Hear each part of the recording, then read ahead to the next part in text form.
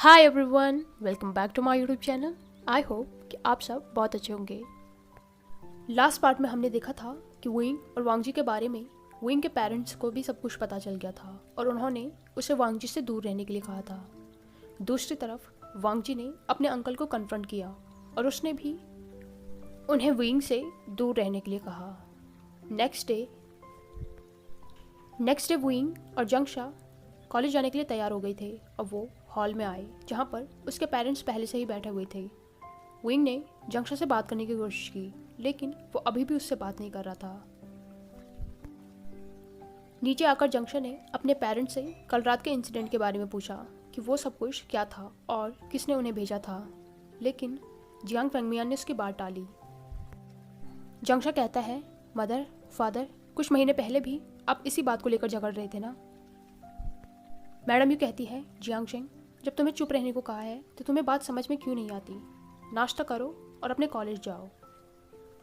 इस बात पर जंगशा ने फ़ोन किया विंग और उसने नाश्ता किया और वो कॉलेज के लिए जाने लगी। तभी मैडम यू उससे कहती है, वेवुशियान तुम्हें बात याद है ना, मैंने तुमसे क्या कहा था, उस लड़के लान वांगजी से दूर रहना। फिर वो जंगशा को देखकर कहती है, तुम इस पर नज़र रखोगे, अगर इसने फिर से उस लड़के से बात की तो मुझे आकर बताना।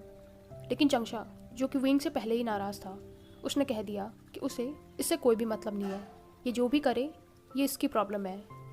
मैडम यू ने उससे कहा, जियांग शेंग तुम, लेकिन जंगशा वहाँ से चला गया। फिर मैडम यू ने कहा, वेवुशियान उस लड़के से बात मत करना, उससे दूर रहो, ये तुम्हारे लिए अच्छा होगा। इस पर विंग ने सिर्फ नोट किया और वो भी अपने कॉलेज के लिए आ गया। वांगजी कॉलेज गेट पर विंग का वेट कर रहा था। जैसे ही जंगशा की नज़र उस पर पड़ी वो विंग को वहीं पर छोड़कर चला गया। वांगजी विंग के पास आकर उसके चेहरे को सहलाते हुए कहता है, विंग तुम ठीक हो? कल तुमने अपनी बात पूरी नहीं की थी और तुमने फ़ोन कट कर लिया था। मैं बहुत ज़्यादा परेशान हो गया था कि अंकल तुम्हारे घर गए थे, उन्होंने तुम्हारे पेरेंट्स को क्या कहा, क्या उन्होंने तुम्हारे लिए कोई प्रॉब्लम क्रिएट की? प्लीज़ मुझे बताओ। वांगजी जो लगातार विंग से क्वेश्चनिंग किया जा रहा था और उसे बोलने का मौका ही नहीं दे रहा था, विंग ने उसका हाथ पकड़ा। वो कहता है, लान जान काम डाउन, मैं बिल्कुल ठीक हूँ। और हाँ, तुम्हारे अंकल घर आए थे, उन्होंने मेरे पेरेंट्स को सब कुछ बता दिया। वो हम पर नज़र रख रहे थे क्या? उनके पास हमारी बहुत सी फोटोग्राफ्स थी। वांगजी कहता है, विंग मुझे नहीं पता था, मुझे भी कल ही पता चला। मैंने तो सोचा भी नहीं था कि अंकल ऐसा कुछ करेंगे। उन्हें छोड़ो, तुम मुझे ये बताओ, तुम्हारे पेरेंट्स ने तुम्हें कुछ बोला तो नहीं? सब कुछ ठीक है ना? इस पर विंग कहता है, लानजान तुम्हें पता है मेरे पेरेंट्स बहुत ज़्यादा गुस्सा हैं, उन्होंने मुझे तुमसे दूर रहने के लिए कहा है। तुम्हारे अंकल उन्हें धमकी देकर आए हैं कि अगर मैं तुमसे दूर नहीं रहा तो वो कुछ कर देंगे। वांगजी ने उससे टाइटली हक कर लिया। वो कहता है, विंग मैं तुम्हें कुछ नहीं होने दूंगा, I am really sorry. Wing तुम मुझसे नाराज़ तो नहीं हो ना, प्लीज़। विंग वांगजी की पीठ को सहला रहा था। वो उससे कहता है, लानजान तुम क्यों सॉरी बोल रहे हो, तुम्हारी तो कोई गलती भी नहीं है। तभी उसकी नज़र दूर खड़े जंगशा पर गई जो उसे ही देख रहा था। विंग सोचता है, जियांग शेंग मुझे पता है तुम माँ को कभी भी नहीं बताओगे कि मैं वांगजी से मिला हूँ। फिर जंगशा वहाँ से चला गया। विंग वांगजी से अलग होकर कहता है, लानजान तुम चिंता मत करो, सब कुछ ठीक हो जाएगा। वांगजी कहता है, मैंने अपने अंकल से बात की है, वो तुमसे दूर रहेंगे और अगर उन्होंने ऐसा नहीं किया तो फिर मैं भी चुप नहीं रहूँगा। इस पर विंग कहता है, लानजान तुम्हें कुछ भी करने की ज़रूरत नहीं है, सब कुछ ठीक हो जाएगा, चिंता मत करो। तभी वांगजी ने विंग के चेहरे को पकड़ा और उसे किस करने लगा। वो विंग को बहुत ही डीप किस कर रहा था। विंग उसे अलग करते हुए कहता है, लानजान ये तुम क्या कर रहे हो? हम एंट्रेंस पर खड़े हैं, यहाँ पर कितने सारे लोग आ रहे हैं। आसपास के कुछ बच्चे उन्हें देख रहे थे। ये देखकर वांगजी ने विंग का हाथ पकड़ा और वो उसे खींचकर ले जाते हुए कहता है, ठीक है मेरे साथ आओ। विंग उसके पीछे पीछे जाते हुए कहता है, लानर गगा तुम मुझे कहाँ पर लेके जा रहे हो? वांगजी विंग को उनकी फुटबॉल टीम के लॉकर रूम में लेके आ गया था। अंदर आकर वांगजी ने दरवाज़ा बंद कर दिया। विंग उसकी तरफ एक टीजिंग स्माइल देकर कहता है, लानर गगा हमारा तो कोई फुटबॉल मैच नहीं है, तो फिर तुम मुझे यहाँ पर क्यों लेके आए हो? वांग जी उसकी तरफ बढ़ा और वुइंग पीछे खिसकने लगा। तभी वो लॉकर से टकरा गया। वांग जी उसके चेहरे के दोनों तरफ अपने हाथ रखते हुए कहता है, तुम्हें क्या लगता है मैं यहाँ पर क्यों आया हूँ? इस पर वुइंग पाउट करके कहता है, मुझे क्या पता। वो वांग जी की तरफ नहीं देख रहा था। तभी वांग जी ने उसके चेहरे को पकड़ा और उसे अपनी तरफ किया। एम्बैरेसमेंट से वुइंग का पूरा चेहरा लाल हो गया था। वो वांग जी से नजरें नहीं मिला रहा था। तभी वांग जी ने उससे कहा, वुइंग मुझे देखो। वुइंग ने वांग जी की तरफ देखा जिसकी आंखों में एक अलग ही चमक थी। तभी वांग जी ने सडनली वुइंग को किस करना स्टार्ट किया। वुइंग ने भी इस किस को रिस्पॉन्स किया। उसने अपने हाथों को वांग जी के नैप में रैप कर दिया और उसने वांग जी को अपने और नज़दीक खींचा। वांग जी के हाथ वुइंग की वेस्ट पर थे जो धीरे धीरे उसकी शर्ट के अंदर जा रहे थे। वांग जी वुइंग की स्किन को महसूस कर पा रहा था। वो अपने हाथ वुइंग की बेली पर फहरा रहा था। वुइंग किस में ही हंसते हुए कहता है, लानर गग्गा गुदगुदी हो रही है। वांग जी ने वुइंग के लिप्स को छोड़ा और किस करते करते उसकी नेक पर आ गया। वुइंग ने भी उसे स्पेस दे दिया था और वो मॉर्निंग कर रहा था। तभी वांग जी ने उसके कान में सॉफ्टली कहा, वुइंग अपनी आवाज़ को कंट्रोल करो, अगर कोई बाहर होगा तो वो सुन लेगा। ये सुनकर वुइंग ने सडनली अपने चेहरे को वांग जी की नैप में छुपा लिया। वो कहता है, लान जान तुम मुझे टीज कर रहे हो। इस पर वांग जी ने स्माइल किया और उसने सॉफ्टली वुइंग के माथे पर किस किया। वांग जी ने धीरे धीरे वुइंग की शर्ट के बटन खोले और उसकी शर्ट को उसकी बॉडी से अलग कर दिया। वुइंग कहता है, ये तो चीटिंग है, मैं नेकेड हूँ और तुमने अभी भी शर्ट पहन रखी है, तुम्हें भी ये उतारनी पड़ेगी। उसने भी वांग जी की शर्ट को उतार दिया। दोनों हंग्रीली एक दूसरे को किस कर रहे थे। उनकी ये किसिंग जल्दी ही हॉट सेशन में बदल गई। उनका लव सेशन खत्म होने के बाद दोनों ही लॉकर के सहारे ज़मीन पर बैठे हुए थे। वुइंग का हेड वांग जी की चेस्ट पर था। वो उसकी हार्ट बीट को सुनते हुए कहता है, लान जान मुझे तो खुद पर हंसी आ रही है। वांग जी उसके बालों के साथ खेल रहा था। वो कहता है, क्यों? तो वुइंग कहता है, देखो ना, हमारे पेरेंट्स ने हमसे एक दूसरे से अलग रहने के लिए कहा है और मैं यहाँ पर तुमसे ऐसे चिपका हुआ हूँ जैसे तुम्हारे बिना मर ही जाऊँगा। वांग जी उसके बालों को किस करके कहता है, वुइंग मैं सच कह रहा हूँ, लेकिन मैं तो तुम्हारे बिना मर जाऊँगा। वुइंग ने स्माइल करके उसकी तरफ देखा। वो कहता है, लानर गग्गा तुम्हें ऐसी बातें नहीं करनी चाहिए। उसने सॉफ्टली वांग जी के लिप्स पर किस किया। वांग जी कहता है, ठीक है, लेकिन पहले तुम अपने कपड़े पहनो। उसके बाद उन दोनों ने अपने कपड़े पहने। बाहर जियांग अपने दोस्तों के साथ था। वैशांग कहता है, जंगशा आजकल वे कॉन्ग से और लानर कॉन्ग से कहाँ पर हैं? वो दोनों तो बिल्कुल दिखते ही नहीं हैं। जंगशा जो कि पहले से ही गुस्से में था, वो कहता है, वैशांग अगर तुम्हें उनके बारे में इतनी टेंशन है तो तुम खुद क्यों नहीं ढूंढ लेते? जंगशा का ऐसा जवाब सुन के वेंचिंग कहती है, जियांग ये क्या तरीका है? वो तो सिर्फ पूछ रहा है, तुम्हें उससे इस तरीके से बात नहीं करनी चाहिए। इस पर जंगशा ने अपने हाथों को अपने बालों में फहराया। वो एक गहरी सांस लेकर कहता है, आई एम सॉरी वैसांग, सॉरी यार। वैसांग कहता है, कोई बात नहीं जियांग, लेकिन तुम इतने परेशान क्यों हो, क्या बात है? जंगशा ने कहा, वे वुशियान और लान वांग जी दोनों रिलेशनशिप में हैं। वो दोनों एक दूसरे को डेट कर रहे हैं। इस बात पर जंगशा के दोस्तों ने कुछ नहीं कहा तो जंगशा ने ऊपर उनकी तरफ देखा, जिनके चेहरे बिल्कुल भी सरप्राइज नहीं लग रहे थे। जंगशा सीधे बैठकर कहता है, तुम लोग इस बात से सरप्राइज नहीं हो? इस पर वैसांग कहता है, नहीं तो इसमें सरप्राइज होने वाली क्या बात है? तो जियांगचेंग कहता है, इसका मतलब तुम्हें भी पता था। वेंचिंग कहती है, जियांगचेंग ये कैसी बातें कर रहे हो? हमें भी पता था मतलब? तुम्हें दिखता नहीं है क्या? वेवुशियान और लान वांग जी जिस तरीके से एक दूसरे को देखते हैं उससे तो कोई भी बता सकता है कि वो दोनों एक दूसरे को पसंद करते हैं और शायद एक दूसरे को डेट भी कर रहे होंगे। शौक में जंगशा की आंखें बड़ी बड़ी हो गई थी। इस पर वैशांग कहता है, जियांगोंग से प्लीज़ ये मत कहिएगा कि आपको नहीं पता था।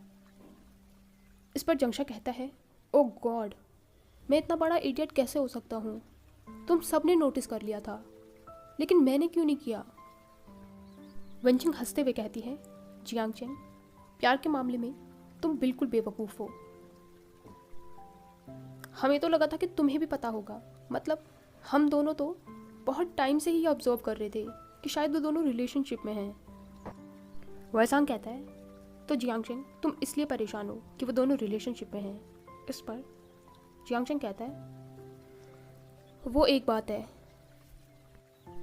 वेंचिंग कंफ्यूज होकर कहती है, मतलब? तो जियांग चेंग ने उसे सारी बात बता दी कि कैसे वांग जी के अंकल घर आए थे और कैसे उसने विंग को वांग जी से दूर रहने के लिए कहा है। सारी बात सुनकर वैसांग कहता है, सच में यार, प्रोफेसर लान ना बिल्कुल टेढ़े इंसान है, कभी भी सीधी बात नहीं कर सकते। उन्हें हमेशा लोगों से प्रॉब्लम होती है। फिर वेंचिंग कहती है, हाँ तो क्या अब विंग वांग जी के साथ नहीं है? इस पर जंगशा कहता है, तुम्हें क्या लगता है वो उससे दूर रहेगा? आते ही उसके साथ चला गया था। मदर ने मना भी किया था, लेकिन वो किसी की सुने तो तब ना। वो फिर से किसी परेशानी में फंसेगा, मुझे पूरा यकीन है। तभी वेंचिंग उसका हाथ पकड़कर कहती है, जियांग चेंग, हम सब जानते हैं कि विंग वांगची से प्यार करता है, तो मुझे नहीं लगता कि उन्हें दूर रखने का कोई भी फ़ायदा होगा। इस पर हुएसांग ने भी नोट किया। जंगशा कहता है, वेंचिंग, मैं तुम्हारी बात समझ रहा हूँ, लेकिन पेरेंट्स को कौन समझाएगा? एक पल के लिए मेरे पेरेंट्स तो मान भी जाएंगे, लेकिन तुम्हें लगता है कि लान वांगजी का अंकल मानेगा? इस पर वैसांग कहता है, बिल्कुल ठीक कह रहे हैं जियांग से, मुझे भी नहीं लगता कि लेन चिरेन किसी भी हालत में इस रिलेशनशिप के लिए मानेगा। जियांग चेंग गहरी सांस छोड़कर कहता है, पता नहीं क्या होने वाला है, मुझे तो कुछ भी समझ में नहीं आ रहा है। दूसरी तरफ जियांग फेंगमियान पुलिस स्टेशन में अपने डिपार्टमेंट में थे। वहाँ पर वो कल रात के हुए इंसिडेंट के बारे में बात कर रहे थे।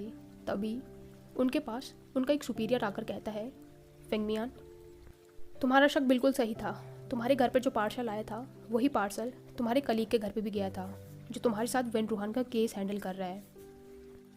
जियांग फेंगमियान कहता है, मुझे तो लगा ही था, इस तरीके की हरकत सिर्फ वेन रूहान कर सकता है। उसका सुपीरियर उन्हें एक फ़ाइल देकर कहता है, इसमें वेन रूहान के खिलाफ सारे सबूत हैं, हमें जल्दी उसके यहाँ भी छापा मारना चाहिए, अब उसे कोई नहीं बचा सकता। लेकिन फेंगमियान, एक प्रॉब्लम है।